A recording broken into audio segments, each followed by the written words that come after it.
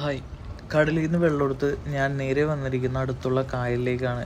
കായലിൽ വന്നിരിക്കുന്നതിൻ്റെ കാര്യം ടാങ്കിലേക്ക് വേണ്ടിയുള്ള ക്ലീനപ്പ് ക്രൂവിന് എടുക്കാൻ വേണ്ടിയാണ്. ഈ കാണുന്ന ക്രാബ്സ് ഇവർ നമ്മളുടെ ടാങ്കിൽ വീഴുന്ന ഫുഡ് വേസ്റ്റുകളും കാര്യങ്ങളൊക്കെ ചെയ്യുന്നതിന് മുൻപ് തന്നെ കഴിച്ചു തീർക്കും. പിന്നെ എടുക്കുന്നതാണ് സ്നെയിൽസ് തന്നെ പലതരത്തിലുണ്ട്. ഇപ്പം ഞാൻ എടുക്കുന്ന സ്നെയിൽസ് ഗ്ലാസ്സിലും അതുപോലെ മണ്ണിലുള്ള ആൽഗെ, ഡയറ്റോംസ്, ഹെയർ ആൽഗെ ഇതെല്ലാം ഇവർ കഴിച്ച് ഫിനിഷ് ചെയ്യും. ടാങ്ക് അത്രത്തോളം ക്ലീൻ ആവും ഓട്ടോമാറ്റിക് തന്നെ. നമ്മൾ മാനുവലി ക്ലീൻ ചെയ്യേണ്ട ടൈം കുറയും. നമ്മൾ വാട്ടർ ചേഞ്ച് എല്ലാം പ്രോപ്പറായിട്ട് ചെയ്യണം. അതല്ലാതെ ഗ്ലാസ് ക്ലീനിങ് അങ്ങനെയുള്ള എല്ലാം ടൈം നമ്മൾക്ക് സേവ് ചെയ്യാൻ പറ്റും. ഇവരത് ക്ലീൻ ആക്കുകയും ചെയ്യും.